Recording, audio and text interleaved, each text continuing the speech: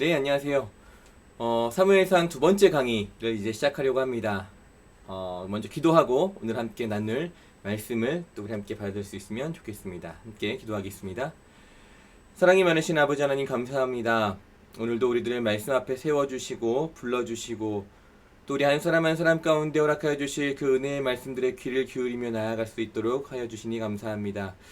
이 시간 주님께서 우리 가운데 허락하여 주신 이 말씀을 마음으로 받겠습니다. 그리고 마음으로 받아 삶으로 살아내겠습니다. 아버지 하나님께서 우리 가운데 힘이 되어 주시고 중심이 되어 주셔서 주님을 의지하여 주님과 함께 한 걸음 한 걸음 내딛는 우리 모든 말씀 나눔의 시간들 또한 삶의 시간들 될 수 있도록 도와주시옵소서. 시작하는 시간이 오니 마치는 시간까지 함께하기를 간절히 소망하며 이 모든 말씀 사랑이신 우리 구주 예수 그리스도 이름으로 기도합니다. 아멘. 네, 한 주간 잘 지내셨습니까? 첫 번째 강의 마치시고 사무엘 창세기로부터 사무엘상까지 어떠한 흐름으로 이야기가 전개되었는지 다시 한번 곰곰이 생각해 보셨어요? 어떻게 정리되셨는지 잘 모르겠습니다. 이제 드디어 사무엘상 1장부터 처음 그 사무엘상의 말씀을 함께 나누게 되어질 텐데 오늘 우리에게 주신 말씀을 또 기대하는 마음으로 함께 나아갈 수 있으면 너무나 좋을 것 같아요. 먼저 이 슬라이드를 한번 봐주시겠습니까? 제목이 뭐죠? 해 뜨기 전 새벽녘이라고 하는 제목이죠. 시적이지 않습니까? 그 1장부터 3장까지의 말씀을 어떻게 하나의 제목으로 요약할 수 있을까를 참 많이 고민했는데 제가 이 의미가 무엇인지는 3장까지의 강의를 마치고 나서 마지막 마무리하기 전에 여러분들께 설명해 드리도록 하고요. 슬라이드의 화면도 동일합니다. 해 뜨기 전 새벽녘 동터올 때 이렇게 떠오르는 해변 위로 떠오르는 태양을 저희 이번 강의의 주제 화면으로 삼게 되었는데요. 이것 또한 같은 의미를 가지고 있는 건데 왜 이런 화면을 만들었고 왜 이런 제목을 지었는지 우리가 함께 강의를 쭉 듣다 보면 마지막에 함께 이해할 수 있을 것 같습니다.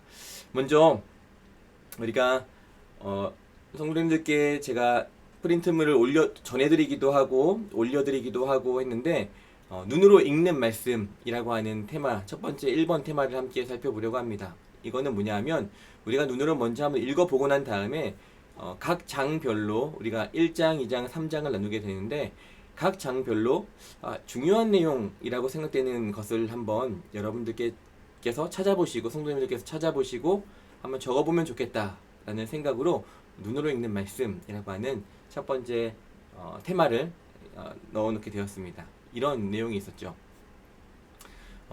여긴 넣지 않았지만 말씀을 읽었을 때 가장 기억에 남는 장면을 별도의 종이에 그림으로 표현해 보세요 라고 하는 첫 번째 문항이 있을 겁니다. 지금 사무엘상 말씀을 저희 청년들과도 함께 나누게 되는데 그 강의는 오프라인으로 진행되고 있거든요. 거의 2시간 넘게 이제 토요일 저녁 때 진행이 되어지는 강의인데 청년들한테 숙제를 냅니다. 1장부터 3장까지의 말씀을 읽고 나서 그 말씀을 하나의 장면으로 너희들이 요약해가지고 그림을 한번 그려봐. 그림을 잘 그리든 못 그리든 상관하지 않을 테니까 대신에 너희들이 이해한 그 내용을 한 장의 그림으로 그려서 몇 시까지 제출해주세요. 카톡방에 올려주세요. 라고 하는데요.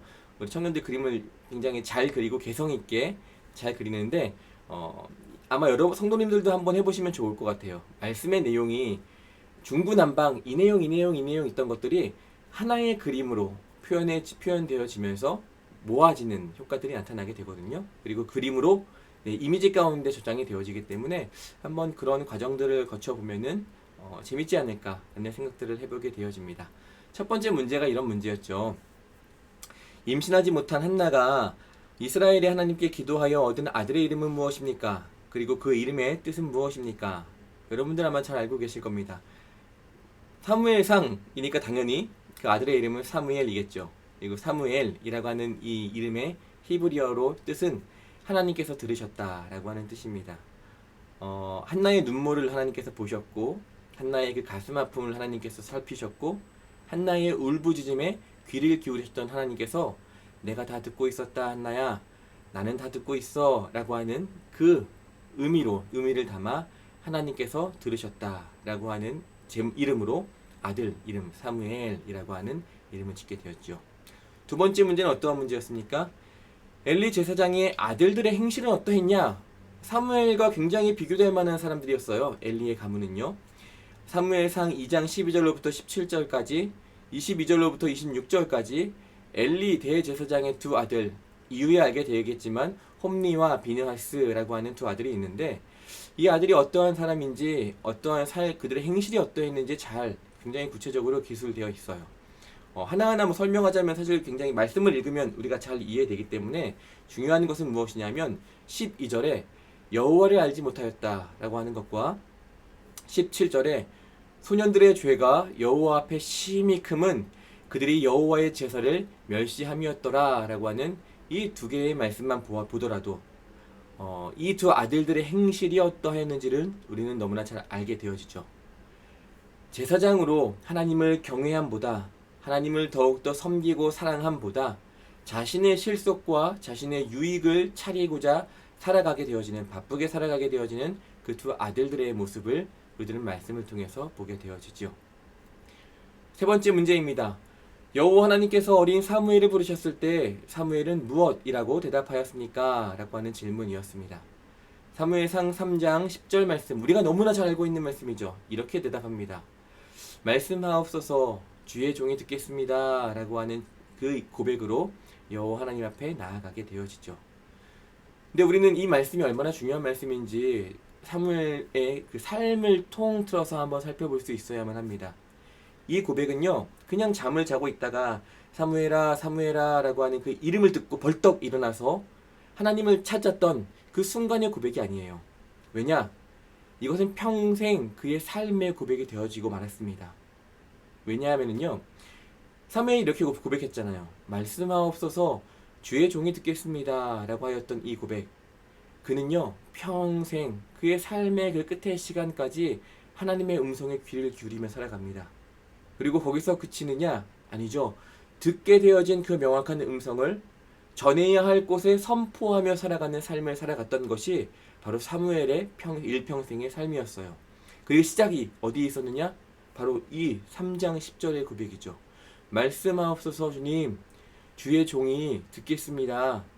그리고 이 주의 종이 듣겠다라고 하는 이 고백은 내가 지금 이 순간만의 고백이 아니라 앞으로 내가 살아가게 되어질 모든 삶의 자리 가운데 하나님의 음성에 귀를 기울이겠습니다 라고 하는 어린 사무엘의 고백이었음을 우리들은 보게 됩니다. 중요한 게 무엇이겠습니까? 우리 이 강의를 듣게 되어지는 성도님들 중에 제가 알기로는 어린아이들을 양육하고 계시는 성도님들도 참 많이 계시다라는 것을 알고 있는데요. 저도 이제 8살짜리, 5살짜리 두 아들을 키우고 있는데 이 말씀이 너무나 중요하게 와닿는 이유가 뭐냐 하면 어렸을 때 하나님 앞에 고백하게 되어졌던 그 고백이 평생 이 아이의 삶을 인도해 갈 것이고 이 아이의 삶을 이끌어가게 되어질 것이다 라는 그 확신과 그 뜨거운 마음을 사실 이 말씀을 보게 되어지면서 깨닫게 되었다라는 거예요. 어머님들 되시잖아요. 아버님들 되시잖아요. 여러분들의 자녀에게 이 아이가 하나님께 어떠한 고백을 올려드릴 수 있을까 도전을 던져주시는 부모님들 될 수 있으면 너무나 좋겠습니다. 자, 이제 본격적으로 오늘 본문 말씀을 우리가 함께 살펴보려고 합니다. 머리로 읽는 말씀, 한 절 한 절 말씀을 분석하면서 그 말씀의 의미들이 무엇인지를 함께 나누게 되어지는 그 바로 챕터가 머리로 이해하는 말씀입니다. 보시죠. 사무엘상 1장의 전체적인 흐름을 간략한 표로 기록해보자면 이렇습니다. 1절부터 8절까지 사무엘이 어떠한 부모, 어떠한 가정 가운데 태어났고 자랐는지, 그 부모 되는 그 아비 되는 이와 어미 되는 이는 어떠한 사람들인지, 가정의 배경은 어떠한지에 대해 설명하고 있는 것이 1절부터 8절까지의 말씀이고요. 그리고 아이를 갖지 못하는 한나가 9절부터 18절 말씀까지 하나님 앞에 매달리며 울부짖으며 기도하는 모습이 기록되어져 있고요. 그리고 그 울부짖음을 들으시고 그 기도를 들으시고 하나님께서 19절부터 20절까지 한나에게 임신케 하여 주시고 잉태케 하여 주시는 말씀이 기록되어져 있고, 그리고 어떻게 됩니까? 그 이후에 내가 원하던 것들을 내가 얻게 되었으니까 끝이야 라고 이야기하는 것이 아니라 오히려 그 소중한 것, 그렇게 힘들게 얻게 되었던 것을 반대로 서원하였던 대로 하나님 앞에 올려드리고 그 아들을 내어드리는 한나의 그 서원이 이행되어지는 장면이 21절로부터 28절까지 말씀 가운데 기록되어 있는 것을 보게 됩니다. 우리 한번 1절부터 8절까지의 말씀을 먼저 한번 살펴봅시다. 첫 번째, 사무엘의 가정의 배경이에요. 말씀이 이제 시작되어지면서부터 사무엘의 아버지가 누구입니까? 바로 엘가나라고 하는 사람이죠. 이 엘가나라고 하는 이 이름이 어떠한 의미인지 여러분 아십니까? 엘이라고 하는 것은 히브리어로 하나님이라고 하는 뜻이고요. 가나, 히브리어로 케나라고 하는데요. 이것은 무엇이냐면 취하다, 얻게 되어지다 라고 하는 뜻을 갖고 있습니다. 엘케나, 엘가나라고 하는 것은 무엇일까요? 하나님의 소유된 자라고 하는 이름입니다. 굉장히 은혜로운 이름이지 않습니까? 엘가나의 가정이 그의 배경이 어떠한지 1절과 2절 말씀은 이렇게 설명하고 있어요. 성도님들 어렸을 때 이소부화나 이제 머리맡에서 이제 주무시다가 엄마 아빠가 해주는 그 이야기를 들었던 적 있으시죠? 옛날 이야기를 하실 때 엄마 아빠가 해주실 때 부모님께서 어떻게 시작하십니까? 옛날 옛적에 라고 하는 말로 우리들은 이야기를 들어오잖아요. 그런데 오늘 말씀을 보게 되어지면은 옛날 옛적에 라가 아니라 이렇게 기록되어 있어요. 여로함의 아들, 엘리후의 손자, 도후의 증손, 숲의 현손이라고 이 엘가나의 집안이 소개되는 것을 보게 되어지죠. 역추적해 올라가는 것을 보게 됩니다. 이러한 뚜렷한 가문의 역사를 지니고 있다는 것은 무엇이냐? 바로 이 엘가나의 가문이 그냥 가벼운 가문이 아니라 명문 가문이었음을 우리들은 바라볼 수 있게 되어지죠. 많은 성경에서 보게 되어지면 족보들이 나오게 되어지고 그 족보들을 역추적해가는 과정들을 보게 되어집니다. 족보들이 나올 때는 굉장히 중요하게 그 말씀들을 살펴보아야만 해요. 왜냐하면 그 족보를 그냥 알려주지 않거든요. 이유가 있기 때문에 그 족보를 역추적해 가게 되어집니다. 오늘도 마찬가지예요. 엘가나 그냥 이 사람 통해서 태어난 사람이야가 아니라 이 엘가나라고 하는 이의 가문은 명문 가문이다라는 것을 우리는 말씀을 통해서 추측해 볼 수 있게 되어지죠. 그리고 1절과 2절, 이 1절로부터 8절까지의 말씀은 한 가지의 정보를 우리에게 더 제공해 주고 있습니다. 뭐냐 하면은요. 바로 이 엘가나에게 2명의 아내가 있었다라는 거죠. 첫 번째 아내의 이름은 무엇입니까? 한나, 바로 은총을 입은 자라고 하는 뜻을 지닌 한나이고요. 두 번째 이름은 무엇입니까? 분인나, 다시 말해서 다산의, 많은 자녀를 품게 되어지는 다산의라고 하는 뜻을 가지고 있는 분인나입니다. 이것은 무엇을 나타내느냐 하면요. 명문 가문임과 동시에 바로 그 가문 안에서 일어날 수 있는 잠재적인 불화의 씨앗이 심겨져 있다라는 것을 의미합니다. 한 가문 안에 2명의 아내가 있다. 성경에도 그런 것들이 많이 있잖아요. 오늘 말씀 가운데 나타나고 있는 한나와 분인나가 그렇고요. 아브라함의 아브라함의 아내가 되어지는 사라와 하갈, 그 둘 사이의 갈등 우리들은 보아왔잖아요. 야곱의 아내가 되어지는 라반의 딸 라헬과 레아도 마찬가지고요. 그 한 가문 안에 2 아내가 있다라고 하는 것은 잠재적인 불화의 씨앗을 가지고 있다라는 의미를 갖게 되어집니다. 어떤 것들이 있다고 했죠? 엘가나는 명문 가문이야. 그리고 그 가문은 잠재적인 불화의 씨앗을 가지고 있어. 이 2가지의 정보를 제공해 주는데 이 말씀이 시작되어지면서 이 말씀을 읽게 되어지는 독자들이 주의를 기울이게 되는 것은 무엇이겠습니까? 훌륭하고 다복한 가문 배경 가운데 우리들은 집중하게 되어질까요? 아니면 한나의 불행한 상황 가운데 집중하게 되어질까요? 2가지의 정보를 우리 가운데 제공해 주고 있지만 우리들은 그리고 이 말씀이 주제로 삼고 싶은 것은 바로 후자라는 것입니다. 한나의 불행한 상황이 바로 이러이러한 배경 가운데 시작되고 있어 라는 것을 이야기해 주는 것이 바로 1장 1절로부터 8절까지의 말씀임을 우리들은 보게 되어지죠. 한나는 고통 가운데 있습니다. 그런데 이제 중요해요. 3절의 말씀을 한번 살펴보시겠습니까? 3절 말씀에 이렇게 3절에서 배경이 되어지고 있는 이제 이 말씀의 배경이 되어지고 있는 것이 어디인지 명확하게 등장하게 되어지는데 이 여인, 고통 가운데 있는 한나가 머무르고 있는 곳을 어디라고 설명하느냐? 바로 실로라고 소개하는 것을 3절 말씀을 통해서 보게 됩니다. 실로라고 하는 곳은 어떠한 곳이냐? 과거에 200년 동안 이스라엘에게 있어서 가장 중요한 예배의 장소가 바로 실로였다라는 거예요.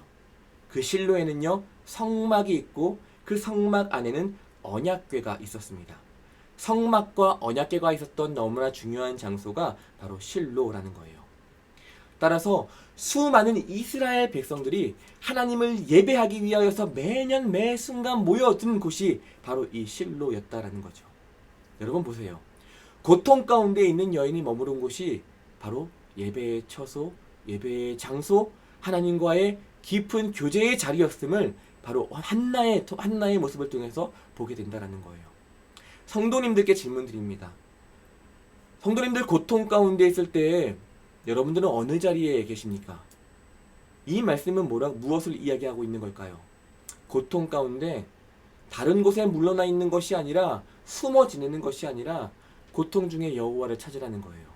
고통 중에 여호와 하나님 앞에 나아오라는 겁니다. 고통 중일수록 예배의 자리들을 온전히 지켜가라 라고 우리에게 교훈하고 있는 것이 바로 이 3절 말씀임을 우리들은 바라보게 되어진다라는 거죠. 이렇게 사무엘의 아버지 엘가나와 사무엘의 어머니 한나라고 하는 이 가정은요, 늘 하나님을 찾고 하나님 앞에 서고자 하는 그 믿음의 사람들이었음을, 이러한 믿음의 가문에서 사무엘이 태어나고 자라게 되었음을 성경이 이야기해 주는 거다라는 거예요. 그게 바로 1절로부터 8절까지의 말씀이 가지고 있는 그 성경 사무엘의 배경임을 우리들은 보게 되어진다라는 겁니다. 이후에 이제 9절로부터의 말씀을 우리들은 한번 살펴보려고 합니다. 9절로부터 28절까지 좀 긴데요. 28절까지의 말씀을 우리가 함께 살펴봅시다. 마음이 괴로울 대로 괴로운 한나의 모습이 이제 9절로부터 그려지기 시작해요. 오죽하면 10절 말씀에 따르자면 한나는 통곡하며 엉엉 울며 그 소리가 굉장히 크게 외쳐질 만큼 엉엉 울며 기도하고 있었다라고 성경은 기록하고 있다라는 거죠. 어쩌면 여기에 더욱 괴로움을 더하여 주는 것은 무엇이냐? 바로 그 고통 가운데 있는 아내 한나의 마음을 온전히 헤아려 주지 못하는 남편 엘가나의 모습임을 우리는 말씀을 통해서 바라보게 됩니다. 엘가나는 누구예요? 남편이죠. 남편이 어떠한 사람입니까? 남의 편을 들어주는 사람이 남편이죠. 확실하게 드러나고 있지 않습니까?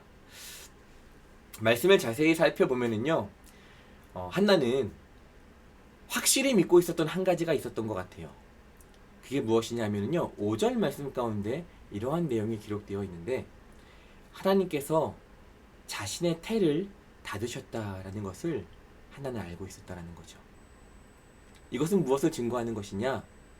이것은요, 곧 닫으신 하나님께서 마음만 먹으시면, 그 당신께서 마음만 먹으시면 그 닫혀있는 태를 여실 수 있는 분도 하나님이시야 라고 하는 한나의 마음 가운데 은연중의 고백이, 그리고 그 믿음이 있는 고백임을 우리는 말씀을 통해서 보게 되어진다는 거예요. 닫기도 하시고 여시기도 하십니다.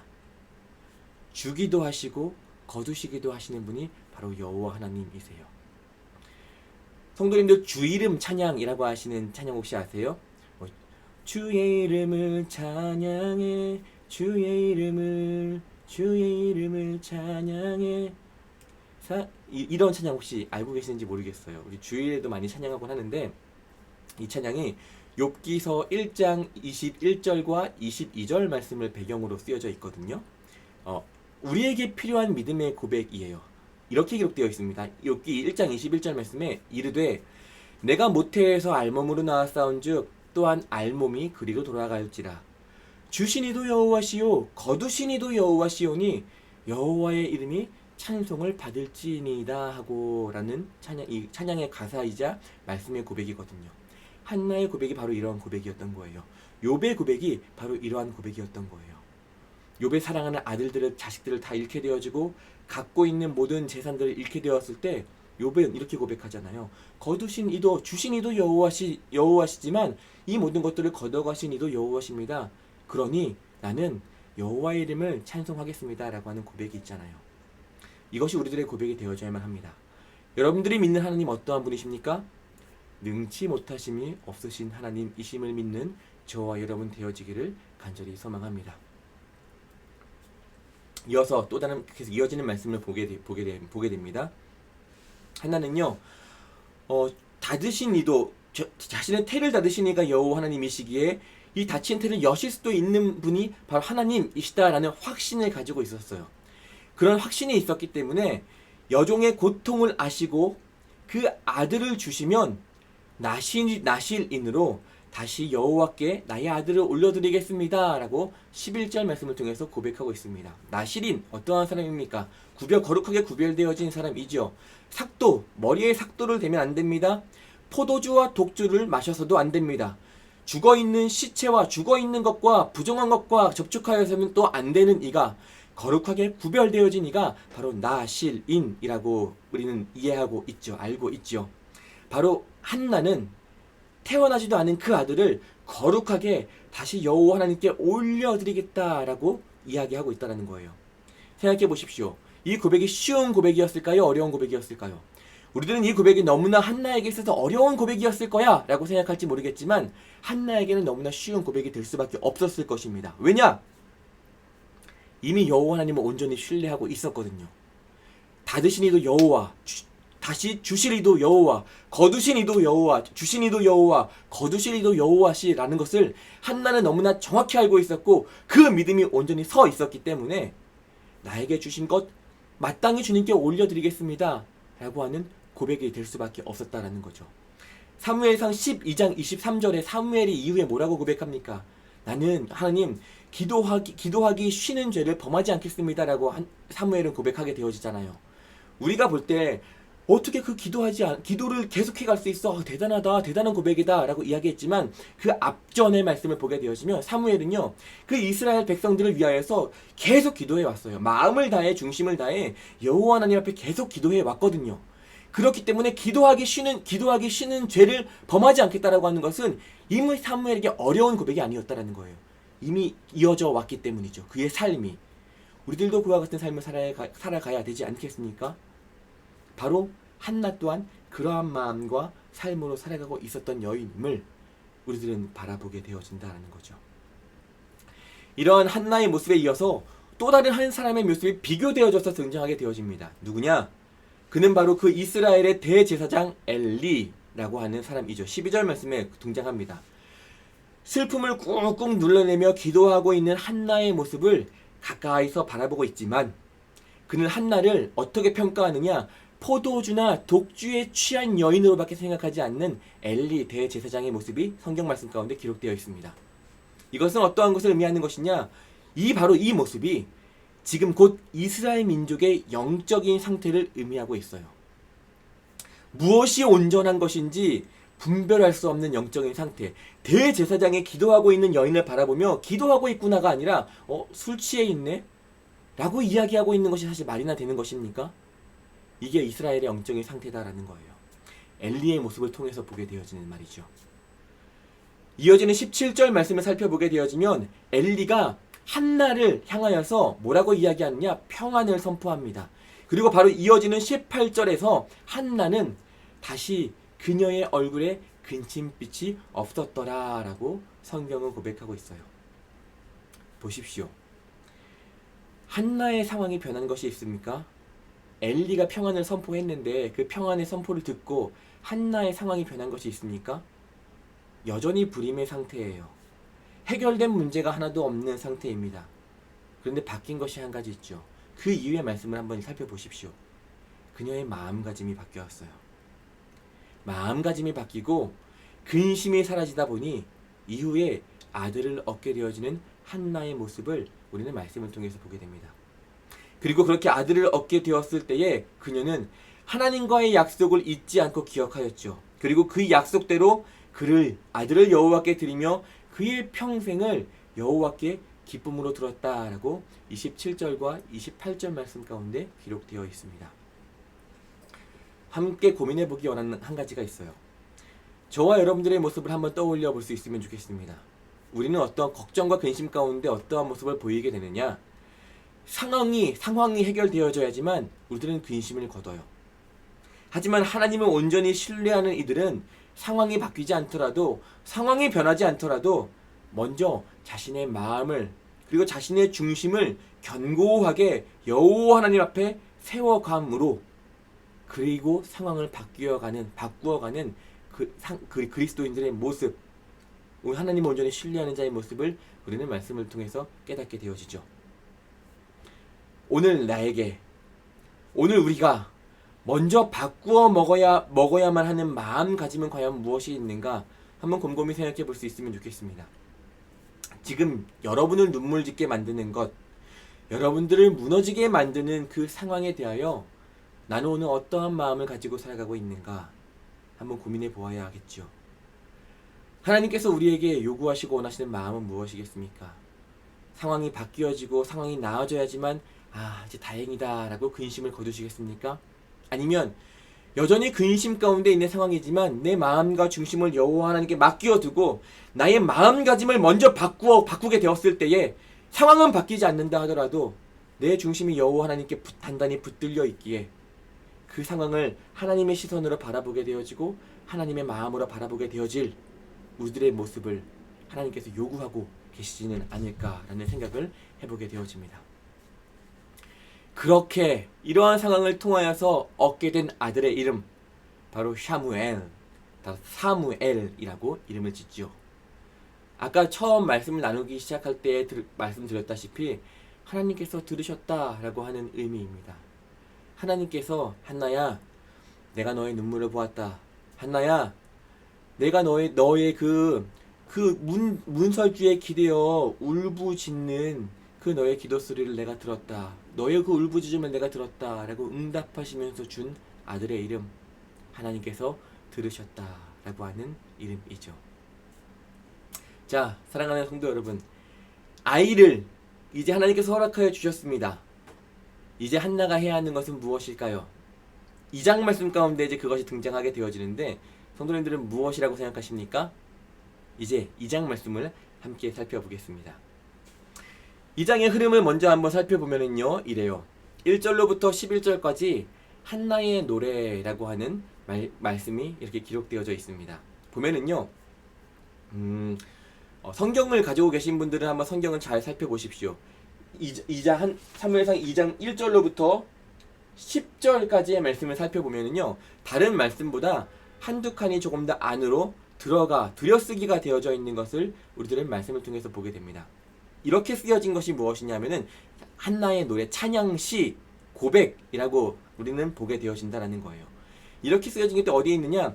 출애굽기 15장 20절로부터 21절까지 바로 미리암의 노래라고 하는 부분이 바로 이렇게 들여쓰기로 기록되어져 있고요.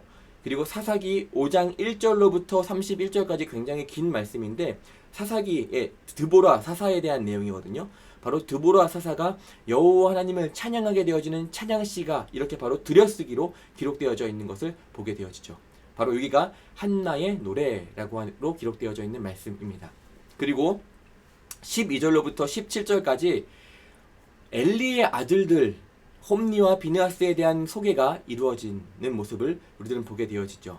하나님을 멸시하였고 제사를 드리는 것을 기뻐하지 않았다라는 그 아들들에 대한 소개가 기록되어져 있는 것이 바로 12절로부터 17절까지의 내용들이고요. 그리고 18절로 21절까지는 이번에는 성소에서 자라나고 있는 예쁘게 건강하게 섬기며 자라나고 있는 어린 사무엘의 모습이 기록되어져 있고요. 그리고 22절로부터 26절까지의 말씀을 살펴보게 되어지면 다시 엘리의 아들들이 어떠한 마음, 어떠한 타락한 삶을 살아가는지 다시 보여주고, 그리고 마지막 26절 한 절에 바로 사무엘의 어린 시절이 이러이러했어 라고 짧게 기록되어져 있는 말씀을 우리들은 보게 되어집니다. 그리고 마지막 27절로부터 36절까지 엘리 가문과 엘리 이제 그 그릇된 삶을 살아가는 엘리의 아들들 뿐만 아니라 엘리 또한 포함하여서 그들의 가정 전체, 가문 전체를 책망하시며 심판을 예언하시는 말씀이 바로 2장을 통틀어서 이렇게 기록되어져 있습니다. 그런데 여러분, 2장의 재밌는 구조가 무엇인지 아세요? 지금 이 흐름만 살펴보아도 아마 여러분들 느껴지실 겁니다. 한나의 노래, 다시 말해서 여호와 하나님을 온전히 신뢰하는 자에 대한 이야기가 기록되어져 있고요. 그리고 엘리의 아들들, 여호와 하나님을 멸시하고 여호와 하나님을 신뢰하지 않는 자들에 대한 내용이 기록되어져 있고요. 다시 성소에서 자라나는 건강 어린 사무엘, 하나님을 온전히 신뢰하며 살아가는 사무엘에 대한 이야기가 기록되어져 있고요. 다시 사무엘과는 반대로 여호와 하나님을 멸시하며 살아가는 엘리의 아들들에 대한 내용이 기록되어져 있고요. 바로 또 이어서 마지막 26절에 하나님을 그럼에도 불구하고 온전히 신뢰하며 하나님께서 어여쁘게 바라보시는 어린 사무엘의 모습이 기록되어져 있고요. 다시 또 이후에 27절로부터 36절까지 엘리 가문을 책망하시고 심판하시는 이야기가 기록되어져 있어요. 뭘 하려는지 여러분들 예상되십니까? 이렇게 맞물려 있다라는 거예요. 하나님을 신뢰하는 자, 하나님을 멸시하는 자, 하나님을 신뢰하는 자, 하나님 신뢰하는 자, 멸시하는 자, 하나님을 신뢰하는 자, 멸시하는 자, 신뢰하는 자, 멸시하는 자. 어떤 의도겠습니까? 그 이스라엘 백성들 가운데 하나님을 신뢰하지 않는 자들과 하나님을 신뢰하는 그 소수의 몇몇 소중하고 하나님 보시기에 사랑스러운 이들이 살아가고 있음을, 이것들을 더욱더 극적으로 비교, 대조하면서 보여주는 말씀이 바로 2장의 말씀이다라는 거예요. 2장의 말씀을 우리 조금 더 함께 살펴보길 원합니다. 2장 1절로부터 11절까지의 말씀을 한번 살펴보려고 해요. 한나의 노래라고 우리는 보게 되어지죠. 2장이 시작되면서 한나는 하나님의 은혜에 감격하며 찬양을 하나님께 올려드리죠. 이 말씀을 쭉 살펴보면 이제 더 이상 자녀가 없는 것으로 슬퍼하지 않는 한나의 모습이 기록되어 있습니다. 이전까지는 슬픔의 원인이 되었어요. 아픔의 원인이 되었어요. 근데 그 원인이 변하여, 슬픔과 아픔의 원인이 변하여 이제는 기쁨의 이유가 되어진 그 상황을 맞이하게 됩니다. 슬픔이 변하여서 확신이 되었어요. 여호와 하나님의 살아계심에 확신이 되었음을 말씀을 통해서 보게 된다는 거예요. 하나님께서 들으시고 하나님께서 살피심에 대한 확신이 생겨나게 되니 이제 바로 이 한나, 그렇게 불쌍했던 한나의 삶에 매우 큰 변화를 우리들은 보게 됩니다. 힘겹게 얻은 아들의 삶을 하나님께 기꺼이 내어드리죠. 하나님께서 베풀어 주신 은혜를 누리게 되니 그것을 더 얻고 싶고 더 누리고 싶은 것이 아니라 어떠한 모습으로 바뀌어지느냐? 자연스럽게 자신의 권리를 포기하고 있어요. 자연스럽게 자신이 쥐고 있던 그 삶의 주권을 여호와 하나님께 양도하고 있는 것을 보게 된다는 거예요. 이 한나의 모습이 왜 이렇게 중요하냐? 이것이 바로 하나님을 온전히 경험한 그리스도인의 매우 중요한 삶의 변화의 모습이기 때문입니다. 우리 사무엘상의 오늘 전체의 말씀의 주제가 그리스도인이 된다는 것은 무엇인가? 라고 하는 주제잖아요. 바로 이거예요. 은혜. 하나님을 온전히 경험한 그리스도인의 삶의 변화는 자신의 더 얻고자 취하고자 하는 것이 아니라 자신의 권리를 포기하고 주권을 하나님께 양도하는 삶이다라는 거죠. 다시 한번 나눕니다. 은혜의 삶이란 무엇입니까? 내게 베풀어 주신 하나님의 은혜를 경험하고 나면 거기서 더 받고 싶고 더 채우고 싶다면 그것은 온전한 은혜를 누리는 모습이 아닐 거예요. 진정한 하나님의 은혜를 경험했다라고 한다면 이제 더 큰 것을 아낌없이 내어드릴 수 있는 기꺼운 마음이 생겨나는 것, 은혜를 경험한 자의 삶의 모습이 바로 이것임을 우리들은 잊지 말아야 한다는 겁니다. 어린이들이 부르는 찬양이 있잖아요. 사랑은 참으로 버리는 것, 이거 굉장히 절이 길거든요. 근데 어떠한 내용들이 담겨 있냐면 사랑은 참으로 버리는 것, 버리는 것, 버리는 것 1절이고요. 2절은 사랑은 참으로 나누는 것, 나누는 것, 나누는 것. 3절은 사랑은 참으로 섬기는 것, 섬기는 것, 섬기는 것. 마지막 4절은요. 사랑은 참으로 베푸는 것. 그리고 5절은 사랑은 참으로 다 주는 것이라고 고백하는 찬양이 있어요. 은혜 받은 이의 삶이 바로 이거예요. 더 가지지 않는 것, 다 나누어 주는 삶.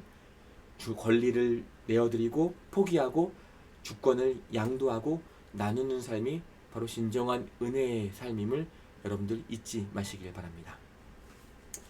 그리고 2장 21절로부터 11절까지의 고백, 한나의 노래라고 하는 고백이 붙어있는 찬송시이잖아요. 이 찬송시 가운데 중요하게 살펴볼 두 개의 고백이 있습니다. 첫 번째 고백은 6절로부터 7절까지의 고백이에요. 그리고 두 번째 고백은 21절의 고백입니다. 6절, 7절 이렇게 기록되어 있습니다. 여호와는 죽이기도 하시고 살리기도 하시며 스올에 내리기도 하시고 거기에서 올리기도 하시는도다. 여호와는 가난하게도 하시고 부하게도 하시며 낮추기도 하시고 높이기도 하시는도다. 이렇게 고백되어 있죠. 우리가 아마 살아왔던 삶의 고백이 바로 여기에 다 녹아져 있을 겁니다. 우리가 살아가면서 겪게 되어지는 어려움, 고백하게 되어지는 어려움들이 바로 그대로 기록되어져 있죠. 죽이기도 살리기도 하시는 하나님, 내리기도 올리시기도 하시는 하나님, 낮추기도 높이시기도 하시는 하나님, 가난하게도 하시고 때로는 부하게도 하시는 하나님. 이것은 무엇을 의미하는 말씀이겠습니까? 저와 여러분들이 믿고 있는 우리 하나님은 그 모든 인생을 바꾸실 수 있는 분이다 라고 하는 그 고백이 바로 이 말씀 가운데 녹아져 있는 거예요. 한나의 고백 전체에 있는 것이 무엇이냐면 바로 여호와 하나님을 믿는 믿음이다라는 거죠. 우리 하나님은 당신을 향하여 순종하는 마음과 신뢰의 증거를 보이는 이들을 보호하심을 바로 이 한나의 믿음의 고백을 통해서 보게 된다라는 거예요. 이어서 두 번째로 그녀가 고백하고 있는 21절 이렇게 기록되어 있습니다. 여호와께서 한나를 돌보시사 그로 하여금 임신하여 세 아들과 두 딸을 낳게 하셨고 아이 사무엘은 여호와 앞에서 자라니라 라고 기록되어져 있죠. 아무것도 갖지 못하였던 그녀였으나 이내 그녀의 고백을 통하여서 사무엘을 낳은 후에 이어서 세 아들과 두 딸을 더 낳게 하시는 말씀이 기록되어져 있다는 거예요. 그녀의 고백을 통하여서 깨닫게 되어지는 것은 무엇이냐 하면 바로 지금 우리가 마주하고 있는 이 현재의 약함이라고 하는 것이 끝이 아닐 수 있음을 말씀을 통해서 보게 된다는 거죠. 반대로 현재 내가 누리고 있는 이 행복이 자랑할 만한, 의시될 만한, 의수될 만한 어떠한 것이 아니야. 왜냐하면 그 모든 것이 여호와의 주권 아래 있거든. 주시기도 하셨지만 거두실 분도 여호와 하나님이셔. 때로는 네가 고통 가운데 아픔 가운데 있지만 그 약함이 계속되어지는 것이 아니라 언젠가 너를 들어 기쁨의 자리 가운데 옮겨 놓으실 분이 바로 여호와 하나님이셔. 이것을 이해하게 되어지는 매우 중요한 부분이다라는 거예요. 역전의 하나님 되시는 우리 하나님이심을 여러분들 기억하셔야만 합니다. 수없이 바뀌는 상황 속에서도 모든 것을 이루실 수 있는 하나님 한 분만을 신뢰함이 바로 그리스도인 되어진 저와 여러분들에게 필요한 삶의 자세임을 잊지 말아야 한다는 거예요. 한나의 노래 사무엘상 2장 1절로부터 10절까지 말씀 가운데 기록되어져 있는데요. 여러분들 혹시 유튜브나 영상을 통해서 음원을 한번 찾아보시면 좋겠는데요. 마커스라고 하는 찬양팀이 부른 한나의 노래라고 하는 찬양이 있습니다. 이 찬양이 바로 오늘의 본문 2장 1절로부터 11절까지 그리고 아이를 갖지 못하였던 한나의 그 아픔과 아이를 출산한 이후의 기쁨까지 담아내고 있는 참 좋은 찬양이 있거든요. 한나의 노래라고 하는 찬양을 한번 들어보시면 이 말씀이 조금 더 우리에게 다가오게 되어질 것입니다. 2장 12절로부터 17절까지의 말씀을 함께 살펴보려고 합니다. 2장의 앞부분은요, 분명 사무엘을 얻게 되어진 한나의 감사의 기도와 감사의 찬양이 기록되어져 있었는데요. 2장 중반절이 지나면서 한나의 기도만큼이나 중요한 정보를, 중요한 내용을 우리 독자들에게 전해주고 있죠. 바로 12절 이후에 기록된 내용입니다. 12절 이렇게 쓰여져 있죠. 엘리의 아들들은 행실이 나빠 여호와를 알지 못하더라 라고 기록되어져 있습니다. 앞의 내용과 한나의 내용과 완전 반대되는 내용이죠.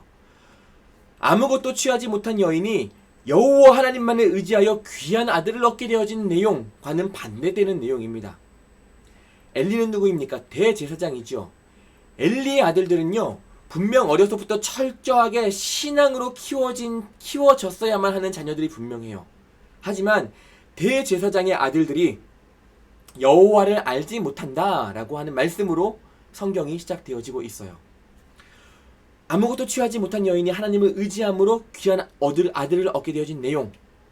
반대로 모든 것을 가진 것만 같은 이들이 하나님을 멀리하였을 때 경험하게 되어지는 일들, 그것이 바로 이 본문 말씀 가운데 기록되어져 있다라는 거예요. 이어지는 13절 말씀부터 그 아들들 홈리와 비느하스인데요. 그 아들들이 취한 삶의 행태가 어떠한지 자세히 기록되어 있습니다. 그들은요, 하나님을 멸시하였고 하나님을 향한 섬김의 모습이 없었으며 하나님을 경외하는 모습이 없었으며 하나님의 힘과 하나님의 심판을 두려워하지 않는 자들의 모습이 바로 12절로부터 17절까지 말씀 가운데 기록되어져 있어요. 제사장으로서 희생 제물의 일부를 받을 권리가 분명 있기는 했거든요. 맞아요. 그 제물들을 받게 되어지고 그 제물을 통하여 살아가게 되어지는 것이 제사장의 모습이에요. 그런데 무엇이 문제이냐? 바로 13절로부터 17절까지 말씀 가운데 기록되어져 있는 내용이에요. 이스라엘 백성들이 제물을 올려드리기 위해서 여호와 하나님께 내어드리기 위해서 제물을 가지고 나와왔습니다. 근데 그 고기가 조리되고 난 후가 아니라 이미 그 전에 제물로 올려드리기도 이전에 자기 몫을 철저하게 챙기기를 원했던 모습이 바로 이 두 아들들의 모습이에요. 어떠한 그들의 행위의 잘못을 이야기함과 동시에 그들이 갖고 있는 그 마음속의 동기가 잘못되었음을 바로 이 말씀 13절로부터 17절의 그 성경 말씀은 꼬집어서 이야기하고 있죠. 마치 하나님께 올려드리는 그 제물이 다 자기들 것인 양 당당하게 요구하고 있는 모습이 문제가 되었다라는 거예요. 또 어떠한 모습이 문제가 되었습니까? 15절 화목제를 나타내고 있는데 기름을 태우기도 전에 먼저 제사장의 것을 취하고자 합니다. 더 재밌는 것은 오히려 이스라엘 백성들은 그거 아니야, 그거 잘못됐어, 먼저 기름을 태우고 난 뒤에 너의 것을 지키고 너의 것을 가져가 라고 이스라엘 백성들은 그렇게 이야기하는데 16절 말씀에서 그렇게 이야기하는데 제사장들은요 이미 눈이 어두워져서 자신의 것을 먼저 챙기고 있다라는 거예요. 심지어 억지로 취하고자 하는 태도로까지 번져가는 여호와의 제사를 멸시하는 제사장의 모습이 바로 이 본문 말씀 가운데 기록되어 있어요. 이것이 한나와 비교되는, 여호와 하나님 앞에 눈물로 기도하며 울부짖으며 나아가는 그 한나와 비교되는 엘리 두 아들들의 모습이에요. 12절로부터 17절까지 말씀은요, 말씀을 보시면 샌드위치 구조로 기록되어 있습니다. 12절 말씀에 이렇게 시작이 되어져요.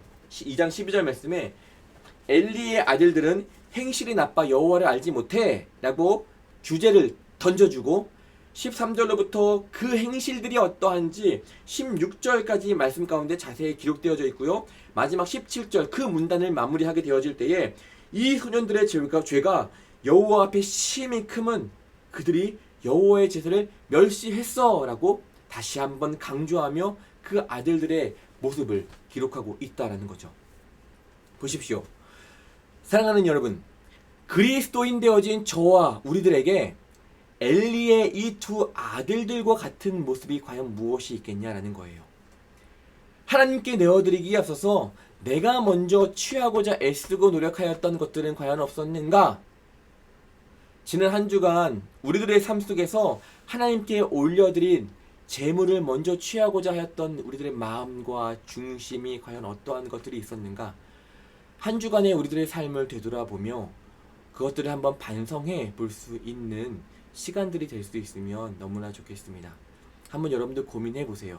지난 한 주간 동안 이거 분명 하나님 것인데 하나님께 먼저 올려드려야 되는데 내가 먼저 취하고 있었구나. 그것이 당연히 내 것인 양 마땅하게 내가 먼저 가지고자 하였구나 하였던 우리들 그 연약한 마음과 삶의 모습은 무엇이 있었는지를 한번 고민해 보시는 저와 여러분 될 수 있으면 너무나 좋겠습니다.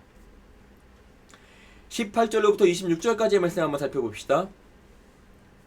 여호와의 제사를 멸시하는 엘리의 두 아들들의 이야기에 이어서 이제는 반대로 사무엘의 유년 시절의 모습이 바로 등장하게 되어지지요.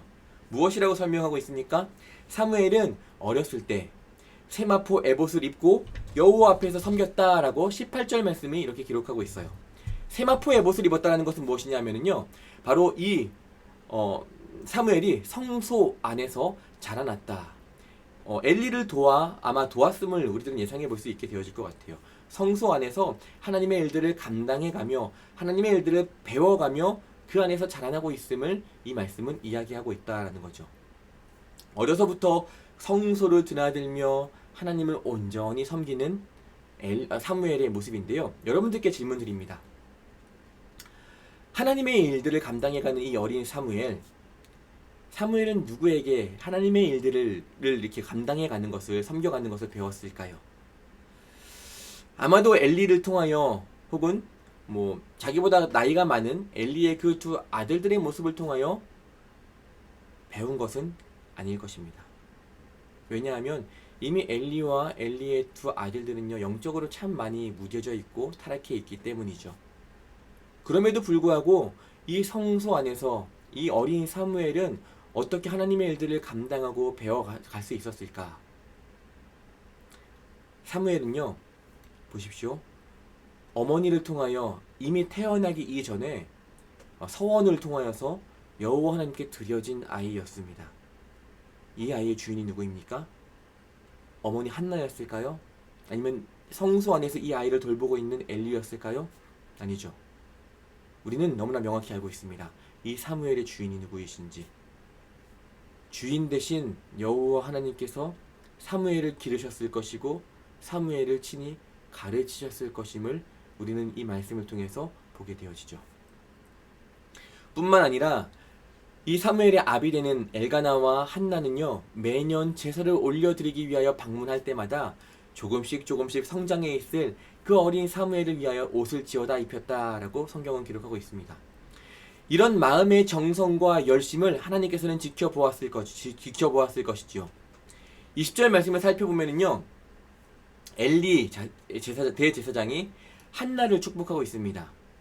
이렇게 기록되어져 있어요. 2장 20절 말씀에 엘리가 한나를 어떻게 축복하고 있느냐? 엘리가 엘가나와 그의 아내에게 축복하여 이르되 여호와께서 이 여인으로 말미암아 내게 다른 후사를 주사 이가 여호와께 간구하여 얻어 바친 아들을 대신하게 하시기를 원하노라 하였더니 그들이 자기 집으로 돌아가매 라고 성경은 기록하고 있어요. 그런데 여러분 한번 잘 생각해 보세요. 축복을 주신 분은 하나님이신데 여러분이 만약 하나님이었다라고 한다면 이러한 삶을 살아가고 있는 타락한 삶을 살아가고 있는 엘리의 축복에 귀를 기울이셨겠냐라는 거죠. 엘리는 이제 한나를 보면 축복했잖아요. 그러면 이 축복을 누가 들어주셔야만 합니까? 하나님께서 엘리의 이 축복을 들으시고 한나에게 축복을 부어주셔야만 하는 거잖아요. 그런데 어때요? 엘리는 이미 타락해 있는 상태잖아요. 영적으로 둔감해 있는 상태잖아요. 하나님께서 그 축복을 들으셨겠냐라는 거죠. 21절 말씀을 자세히 살펴보십시오. 이렇게 기록되어져 있거든요. 여호와께서 한나를 돌보시사 그로 하여금 임신하여 세 아들과 두 딸을 낳게 하셨다라고 성경은 기록하고 있어요. 여호와 하나님께서는 엘리의 축복을 듣고 한나를 축복해 주신 게 아니에요. 여호와 하나님께서 21절 말씀과 같이 한나를 직접 돌보고 계셨고 한나를 직접 보살피고 계셨음을, 축복하고 계셨음을 우리는 말씀을 통해서 보게 되어진다는 거예요. 20절 말씀에서 엘리의 축복이 없었다 하더라도 우리 하나님께서는 한나와 그 한나의 가정을 귀히 여기시며 손수 살피셨을 것이 분명함을 우리는 말씀을 통해서 보게 되어진다는 거예요. 여기서 깨닫게 되는 것은 무엇입니까? 하나님께서는 당신을 향하여 온전히 서 있는 자를 어떻게 여기시는지 오늘 말씀은 우리에게 명확히 이야기하여 주고 있어요. 사랑하는 청혼의 가족 여러분, 여호와 하나님 앞에 온전히 서 계십니까? 저와 여러분이 하나님 앞에 온전히 서 있기만 한다면 우리들은 두려워할 것이 없어요. 왜요? 내가 친히 간구하고 요구하지 않고 기도하지 않아도 내가 하나님 앞에 온전히 서 있으면 하나님께서 이미 굽어 살펴보고 계시는데, 이미 당신의 가장 좋은 것으로 주고자 하시는데, 비록 지금은 조금 고통스럽고 아플지 모르겠으나 더 좋은 것 주시고자 하시는 하나님이 계시는데 우리들은 담대히 이겨낼 수 있잖아요. 여호와 하나님 앞에 온전히 서 있는 저와 여러분 되시기를 간절히 소망하고 도전합니다. 사무엘상 27절부터 36절까지의 말씀을 살펴보겠습니다. 엘리의 집에 이제 반대예요. 또 사무엘에 대한 이야기가 나왔는데, 그 가정에 대한 이야기가 나왔는데 이제 또 엘리에 대한 이야기가 나오는 거예요. 엘리의 집에 하나님의 사람이 갑작스럽게 등장을 합니다. 27절 말씀에 그리고 그의 가정을 심판하시기 시작하세요. 내 처소에서 명령한 제물과 예물을 밟으며 내 아들들을 나보다 더 중히 여겨 내 백성 이스라엘이 드리는 가장 좋은 것으로 너희들 살찌게 하고 있지 않느냐 라고 책망하시는 말씀이 29절 말씀 가운데 등장하고 있죠. 엘리가 무엇을 잘못하였습니까? 보이십니까? 내 아들들을 나보다 더 중히 여기고 있지 않냐? 라고 이야기하고 있어요. 오늘 저와 여러분들에게 던져지는 도전이죠. 부모된 우리들도 동일하게 범하기 쉬운 우임을 이 말씀을 통해서 깨닫게 되어집니다. 이미 악할 대로 악해진 엘리의 두 아들들의 모습이 이전 말씀에서 기록되어 왔잖아요. 그런 아들을 바라보며 대제사장이었다라고 한다면, 하나님 앞에 온전히 서 있는 자였다라고 한다면 어때야 했겠습니까? 멸시하고 하나님 앞에 나오는 자들을 시험하였던 것들을 우리들이 그가 보아왔다라고 한다면 먼저 책망해야지요. 그릇된 것들을 바로 잡아야만 하지요. 그런데 그 말씀 한번 쭉 다시 한번 읽어보십시오. 그릇된 아들들에게 어떠한 제재도 가하지 않는 아버지 엘리의 모습을 보게 되어진다는 거예요. 그랬기 때문에 당연히 자녀들은 악행을 멈추지 못하였다는 거죠. 더 큰 잘못 가운데로 나아가게 되어졌다는 거예요. 아버지가 영적으로 온전히 서 있지 못한 부모가 자녀들을 죄악의 길로, 더 깊은 죄악의 길로 인도할 뿐만 아니라 밀어내고 있음을 말씀을 통해서 보게 되어진다는 거예요. 부모인 저와 여러분들이 온전히 여호와 하나님 앞에 서 있지 않잖아요? 장담합니다. 저의 아들들도 마찬가지고 성도님들의 자녀들도요, 오늘 이 엘리의 두 아들들의 모습, 그 길을 밟을 수밖에 없어요. 두렵지 않으십니까? 우리의 아들들이 좋은 학교를 가고 좋은 성적을 얻기를 원하지만, 그러기 위해서 그것들을 얻어내기 위해서 우리들은 많이 애쓰는데요. 우리가 먼저 하나님 앞에 온전히 서 있지 못하면서 이 자녀들을 믿음의 길로 인도하지 못하면서 그것들만 바라보고 있다? 뭐예요? 절망의 길로 밀어내는 거예요. 돌아올 수 없는 길로 밀어내고 있음을 우리들은 잊지 말아야 한다는 겁니다. 너무나 중요한 포인트예요. 이거는요, 이 말씀을 보면서 저와 여러분들의 마음, 가슴을 치면서 애통해야만 합니다. 나의 모습을 보면서 회개해야만 하는 말씀이 바로 이 말씀임을, 엘리의 아들들의 모습이 다른 모습이 아니라 바로 나의 자녀들의 모습이 될 수 있음을 우리들은 잊지 말아야 한다는 거예요. 22절 말씀, 엘리가 매우 늙었습니다. 매우 늙었다라는 말로 시작되는 본문이에요. 나이가 먹은 것보다도 그의 영이 이제 깨어있지 못하고 늙은이와 같이 잠들 대로 잠들어 있음을, 올바른 영적 분별력을 잃어버렸음을 의미하는 말씀이 바로 22절, 엘리가 매우 늙었다라고 하는 말씀이죠. 그 결과는 무엇입니까? 2장 34절이에요. 영적 분별력을 잃어버린 아비를 통하여서 얻게 되어진 결론은 사무엘상 2장 34절의 말씀입니다. 여러분 한번 같이 읽어보십시오. 성경 피시고요. 성경 공부하는데 성경 없이 공부하는 거 아니시잖아요. 옆에 있는 성경을 피십시오. 제가 잠시 기다려드리겠습니다. 사무엘상 2장 34절의 말씀이에요. 제가 가진 성경으로 구약 성경 412면에 위치해 있습니다. 2장 34절의 말씀 한번 같이 읽어볼까요? 내 두 아들 홈니와 비느하스가 한날에 죽으리니 그 둘이 당할 그 일이 내게 표징이 되리라. 아멘. 결국 죽음을 맞이하게 될 두 아들의 모습이 기록되어져 있어요. 육신으로서의 죽음을 맞이하게 될 두 아들의 모습과 이미 영의 죽음을 맞이한 한 아버지의 모습이 동일선상 가운데 놓여 있습니다. 너의 아들 홈니와 비느하스가 한날에 죽을 거야. 그리고 그 둘이 당한 그 일이 너에게도 표징이 될 거고 너도 그와 같이 될 거야. 굉장히 무서운 말씀이죠. 굉장히 단호한 말씀입니다. 하나님께서 그렇게 선포하고 있어요. 이 말씀으로 오늘의 이 엘리에 대한 심판에 대한 말씀들이 쭉 진행이 되어져요. 그런데 중요한 것은 2장의 그 중간 본문 말씀 가운데 26절 그 말씀 가운데 이렇게 기록되어져 있는 것을 보게 되어지죠. 사무엘에 대한 아주 짧은 하나의 중간에 껴있는 말씀인데, 사무엘을요 마치 예수님의 어린 시절의 모습과도 참 닮아 있는 것과 같이 기록되어져 있다는 거예요. 지혜와 키가 자라며 하나님과 사람에게 사랑스러워지셨던 예수 그리스도의 모습, 누가복음 2장 40절에 기록되어져 있는 말씀인데요. 이 모습을 닮아 사무엘에 대하여서 26절에 뭐라고 기록하느냐, 아이 사무엘이 점점 자라매 여호와와 사람들에게 은총을 더욱 받더라 라고 하는 말씀으로 그 말씀이 기록되어져 있어요. 악의 길에서 돌아서지 못하였을 때 맞이하게 되어지는 그 끝에서 엘리의 모습이죠. 엘리의 가문의 모습입니다. 새로운 시작을 우리들은 보게 되어져요. 사무엘의 시작을 보게 되어집니다. 하나님의 그 완전하신 계획 속에 우리가 취해야 할 행동은 분명하고도 깨끗한 영을 지니기 위하여 매일매일을 하나님 앞에 머물러 있어야 한다는 것임을 오늘 말씀은 우리에게 교훈하고 있다는 거예요. 2장 말씀이 갖고 있는 가장 중요한 의미는 바로 이거예요. 하나님을 멸시하는 자들의 모습, 엘리 가문의 모습과 하나님을 경외하고 하나님을 사랑하고 하나님을 위하여 살아가기로 결단하고 있는 그 사무엘의 가정과 어린 사무엘의 모습이 교차되어지며 서로 비교하게 되어지는 확연한 비교가 나타나잖아요. 비교하게 되어지는 바로 말씀이 2장의 굉장히 중요한 흐름이다라는 거예요. 저와 여러분, 엘리와 엘리의 가문의 모습과 비슷합니까?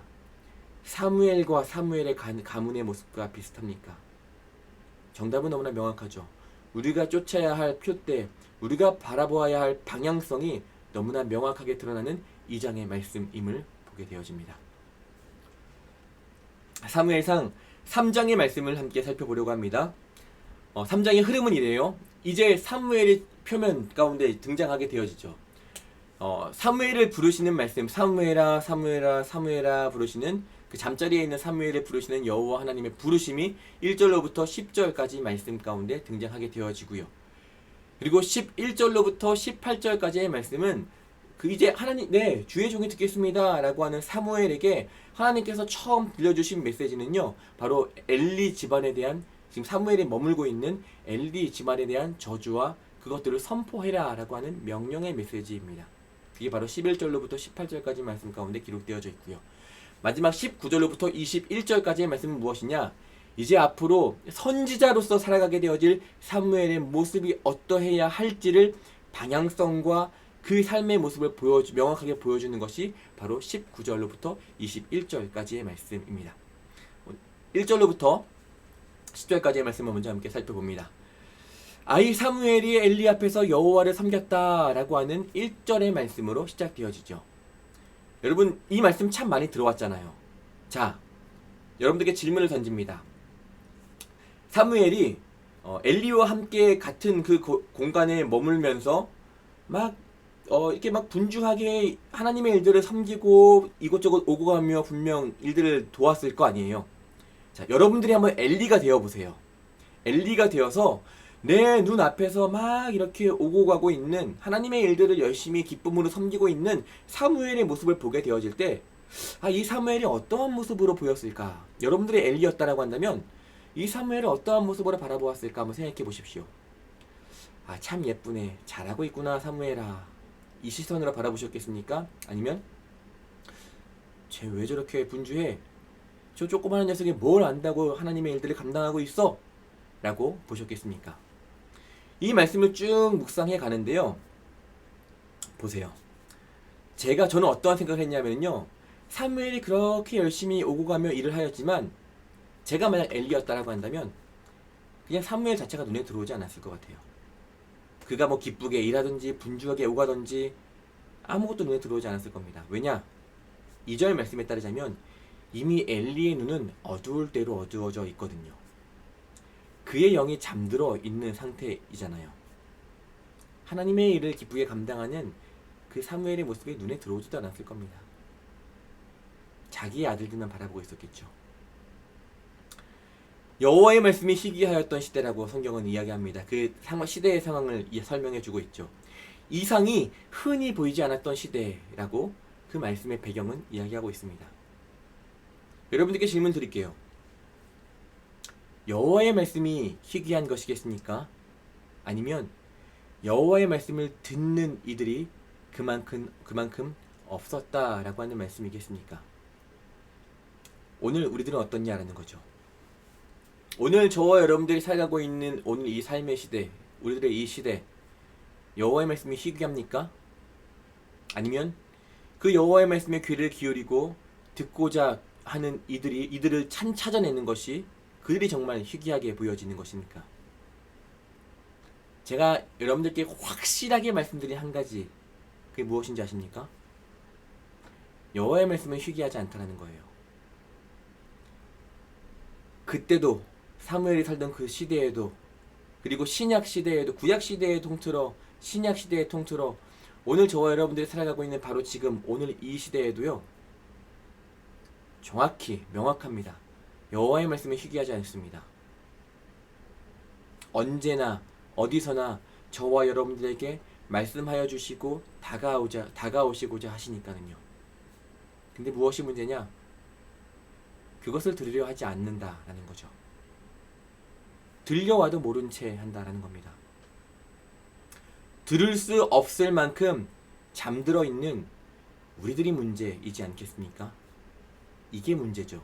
예나 지금이나. 성경은 여호와의 말씀이 희귀하다, 이상이 보이지 않던 시대다 라고 성경은 이렇게 이야기하고 있지만, 이 말은 즉 무엇을 의미하냐면 여호와의 말씀을 듣고자 하는 이가 없다. 여호와의 그 이상을 올바른 눈으로 소망하고 바라보고자 하는 이가 없다라는 거죠. 저와 여러분들은 어떠한 삶을 살아야겠습니까?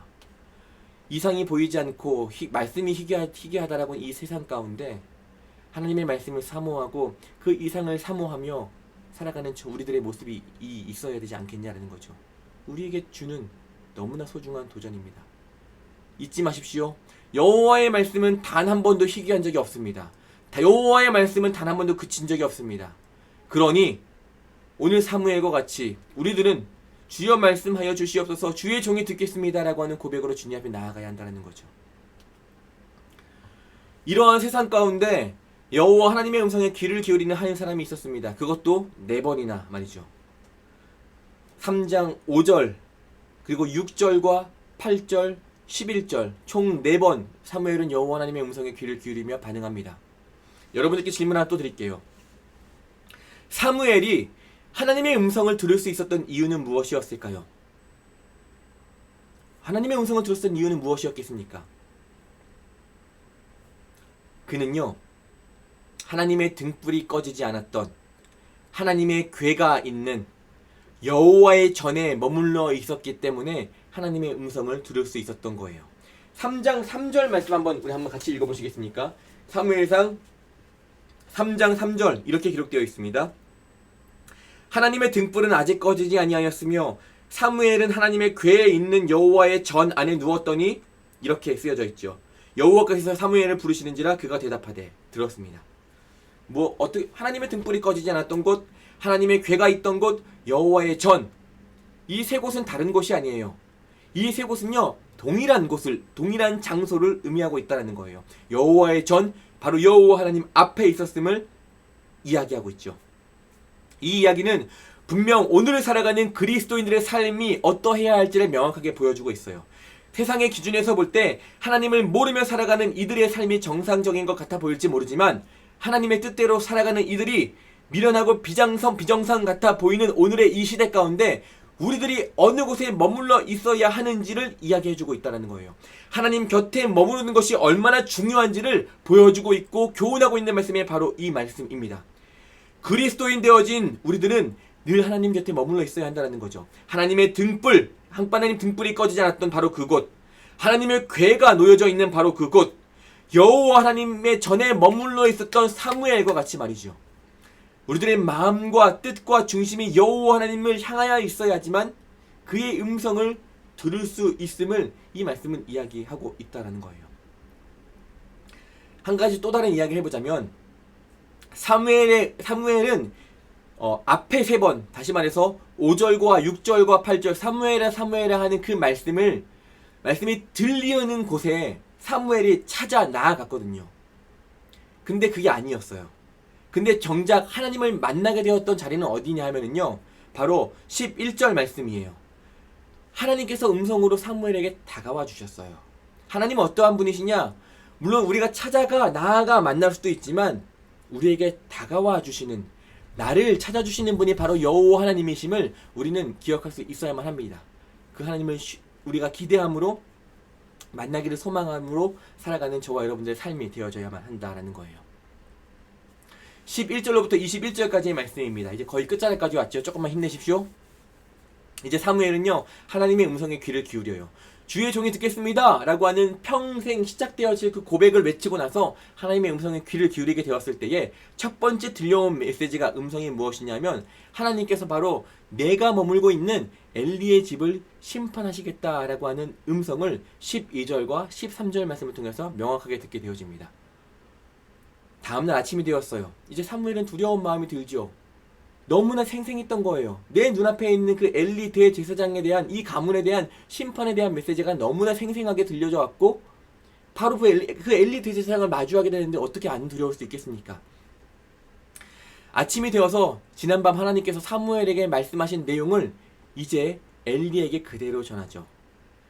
하나님의 음성을 듣지 못하는 엘리 대제사장의 모습, 반대로 하나님의 음성을 듣고 전하는 사무엘의 모습이 극명하게 비교되어지는, 오버랩되어지는 바로 그 장면이 이곳의 말씀입니다.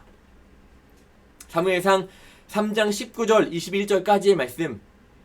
이제 하나님께서 사무엘을 선지자로 세우셨고, 선지자의 삶이, 그 앞으로의 삶이 어떠할지, 그의 말이 어떠한 힘을 가지고 있는지를 말씀은 이야기해 주고 있어요.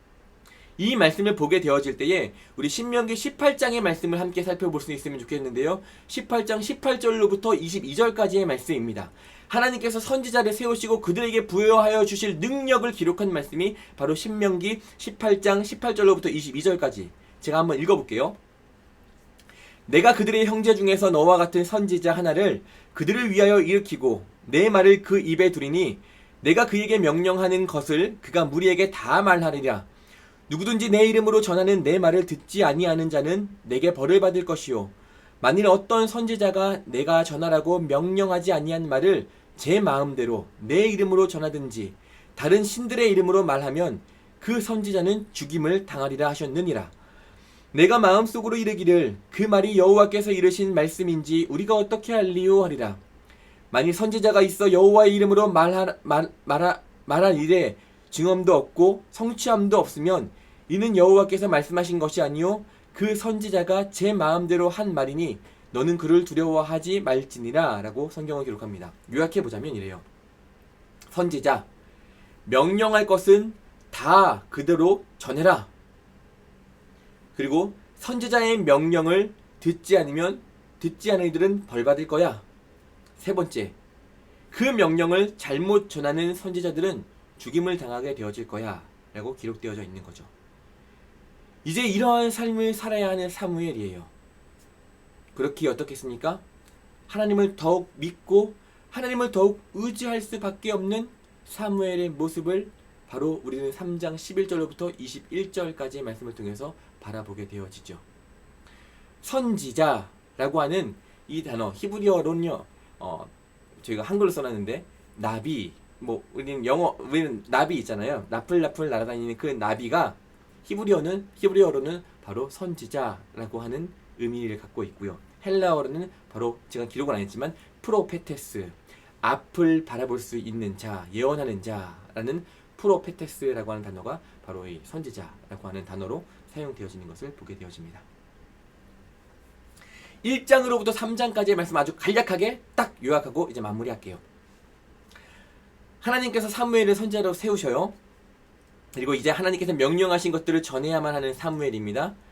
사무엘상 1장으로부터 3장까지의 말씀은 바로 이 사무엘을 준비해가는 과정이었던 거예요. 4장으로부터는 이제 사무엘이 진짜 본격적으로 이런저런 나라를 위해서, 나라 가운데에서 사역하는 일들이 기록되어져 있거든요. 3장까지는요, 실로, 다시 말해서 엘리 대제사장의 그 집과 그 조그마한 한 가정, 한 가문 안에서 머물렀던 이야기라고 한다면 4장부터는요, 4장이 시작되어지는 말씀부터는 한 나라에 대한 이야기로 이제 전환되어집니다. 그 바로 전에, 바로 거기서 그 한 나라를 위하여 일할 수 있는 선지자를 만들어가는, 준비시켜가는 이야기가, 사무엘을 준비시켜가는 이야기가 바로 1장으로부터 3장까지의 내용이에요. 사무엘의 가정환경, 그리고 사무엘의 출생에 대한 이야기, 그리고 하나님을 만나게 되어지는 이야기들을 기록되어져 있고요. 바로 여기입니다. 제가 오늘 말씀의 제목을 뭐라고 이야기했죠?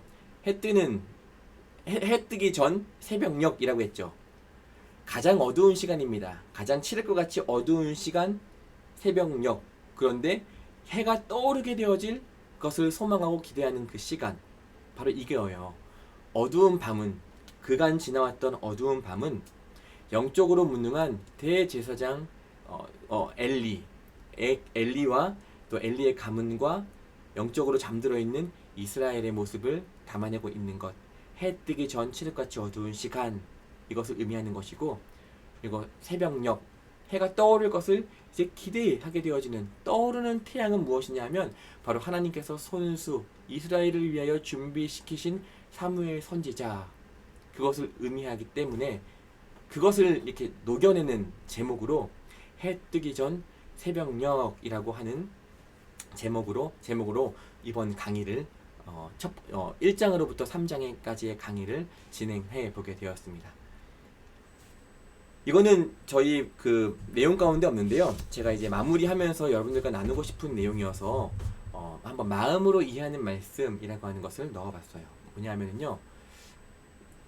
저는 이래요. 이 말씀을 쭉 묵상해가고 준비해가면서 저에게 와닿던 한 가지의 말씀을 묵상한 내용이거든요.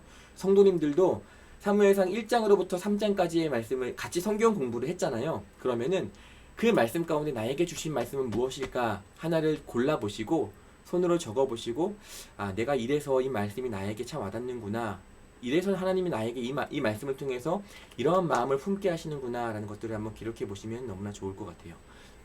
그게 아마 1장 3장의 내용을 정리하는 중요한 핵심 말씀이 되어질 거거든요. 저는 이렇습니다. 2장 3절 30절의 하반절의 말씀인데요. 나를 존중히 여기는 자를 내가 존중히 여기고 나를 멸시하는 자를 내가 경멸하리라 라고 하는 말씀을 저는 제 마음 가운데 새겼어요. 사무엘상 1장 3장의 말씀을 한 문장에 요약해 보라고 한다면 고민하지 않고 저는 위의 구절을 말할 것입니다. 거듭 하나님을 온전히 존중하는 자로서 엘가나와 한나와 사무엘이 설명되었고, 하나님을 멸시하는 자로서 엘리와 두 아들들의 모습이 기록되어 있음을 보게 됩니다. 이 말씀은 어느 한 인물을 이야기하기에 앞서 오늘 너는 여호와 하나님을 얼마나 존중하고 있는가 라는 물음을 우리에게 또한 저에게 던져주는 말씀으로 받게 되어졌기 때문입니다. 그리스도인이 된다는 것은 무엇입니까? 이것은요, 여호와를 가장 존중히 여기는 것에서부터 시작됨을 잊지 말아야 할 것입니다 라고 하는 제 개인의 묵상을 다음과 같이 기록해 보았습니다. 우리가 말씀을 보았다라고 한다면 삶 속에 앞으로 내가 한 주간 동안 이렇게 살아보겠다라고 하는 결단이 있어야 되겠죠. 제 삶의 결단입니다. 있어야 할 자리를 저는 지켜내겠습니다. 사무엘이 하나님의 등불이 있는 곳, 하나님의 궤가 있는 곳, 여호와의 전에 머물러 있을 때 하나님으로부터 들려오는 소리를 들을 수 있었고 반응할 수 있었음을 기억하며, 그리스도인이 된다는 것은 결국 하나님과 가장 가까운 자리에 머물며 그 자리를 지켜가는 것이 아닐까. 오늘 내가 있어야 할, 지켜가야 할 하나님과의 가장 가까운 자리는 어디인가 고민해 보며, 저의 결단은 있어야 할 자리, 바로 그 예배의 자리에 나아오기 전에 예배를 위해 조금 더 철저하게 기도하고 그 예배 자리를 지켜가자라고 하는 결단이에요. 말씀 전하시는 목사님과 이곳저곳 지하, 굉장히 이제 무더위는 지나갔지만 굉장히 공기가 탁한 지하 4층으로부터 7층에 이르기까지 뜨거운 불 앞에서 공기가 통하지 않는 그 지하 2, 3, 4층 가운데에서 각 층별로 교사로서, 또 안내로서, 또 찬양대로서, 여러 수많은 섬김으로서 섬기게 되어지는 이들을 위해서, 섬기는 손길들을 위해서 함께 기도해야 될 것이고, 더불어 예배 자리에 나오는 모든 청혼의 가족들이 그냥 나오는 것이 아니라 예배를 사모하고 그 예배에 대한 간절한 마음을 한 번이라도 품고 기도하고 고민하며 나아올 수 있도록 우리 성도들을 위해 기도해야겠다 라는 마음으로 저는 이러한 결단을 내리게 되었습니다. 여러분들도 한번 결단 고민해 보시고요. 유튜브에 적어주세요. 유튜브 보면은 유튜브 영상 밑에 코멘트 적을 수 있는, 리플 적을 수 있는 란이 있거든요. 지난주 영상, 첫째 주 영상 보니까 제가 부탁드렸는데 12분만 적으셨더라고요. 조금 더 그 결단들을 우리가 함께 공유하고 도전해 수 있으면 좋겠습니다. 이번 한 주 오늘 말씀을 내가 보았으니, 나누었으니 내가 앞으로의 한 주간 동안 그리스도인이 된다는 것은 이러이러한 것 같아. 그렇게 나는 이러한 삶을 살아보겠어 라고 하는 결단이 바로 영상을 닫으면 여러분들 잊어버리거든요. 바로 거기에 기록하시고 그것들을 기억하며 한 주간을 살아내는 저와 여러분들이 될 수 있으면 너무나 좋겠습니다. 오늘 강의를 이제 마무리하도록 하겠습니다. 해 뜨기 전 새벽녘, 이 제목을 기억하며 또 내용을 기억하며 한 주간 살아가는 저와 여러분 될 수 있으면 너무나 좋겠습니다. 기도하겠습니다. 사랑이 많으신 아버지 하나님 감사합니다. 오늘도 우리 가운데 말씀을 허락하여 주셨습니다. 아버지 하나님, 그 시대를 살아갈 때에 엘리와 엘리의 가문들, 또 엘가나와 엘가나의 가문, 한나와 사무엘까지 모두가 동일한 시대를 살아갔지만 여호와 하나님을 온전히 경외하는 삶과 여호와 하나님을 멸시하는 삶은 정확히 나뉘어져 있음을 우리는 오늘 말씀을 통해서 바라보게 됩니다. 하나님, 오늘 살아가는 저와 우리 살아가는 총 가족들의 삶의 모습이 온전히 여호와 하나님을 존중하고 여호와 하나님을 바라며 살아가는 삶의 모습일지, 혹은 나는 잘한다 라고 여겨지지만 여호와를 멸시하는 삶을 살아가는 모습이 있지는 않았는지 되돌아보게 됩니다. 멸시하는 삶으로부터 뒤돌아서서 여호와 하나님을 존중하고 경외하는 삶으로 나아가게 되어지는 모든 청혼의 가족들 될 수 있도록 도와주시옵소서. 한 주간도 주의 인도하심 따라 보호하심 따라 살아가는 모든 청혼의 가족들 되기를 간절히 소망하며 이 모든 말씀 사랑이신 우리 구주 예수 그리스도 이름으로 기도합니다. 아멘. 네, 고생하셨고요. 다음 주는 사무엘상 4장부터 7장까지의 말씀을 함께 살펴보고자 합니다. 여러분들 말씀 한번 쭉 먼저 살펴보시고 자리 가운데 나올 수 있으면 좋겠고요. 출석은 강의를 다 마치신 이후에 카톡방에 올려주시는데, 그냥 출석했습니다 이게 아니라 카톡방에 투표창이 제가 만들어 놓았거든요. 그 투표창에다가 들어가셔서 클릭해 주시면 알람은 뜨지 않으면서 손쉽게 우리가 누가 출석하셨는지 한눈에 바라볼 수 있도록 체크되어지기 때문에 꼭 투표창에서 투표로 출석을 체크해 주시고, 개인적으로 누군가 모르는 사람에게 연락이 온다? 저에게 바로 연락 주십시오. 캡처해서 저에게 연락 주시면 제가 그 연락 주신 분께 전화를 드리든지 뭐 만나 뵙자고 하든지 찾아가든지 얼굴을 마주하여서 결판을 짓건 결판을 지어야겠죠. 예, 그렇게 만나게 되어지는 시간을 가질 테니까는요. 혹시 연락이 오거나 하면은요. 두려워 마시고 저한테 바로 연락 주시길 부탁드리겠습니다. 자, 여러분 한 주간도 승리하십시오. 화이팅! 해 뜨기 전 새벽녘 기억하십시오. 감사합니다. 사랑합니다.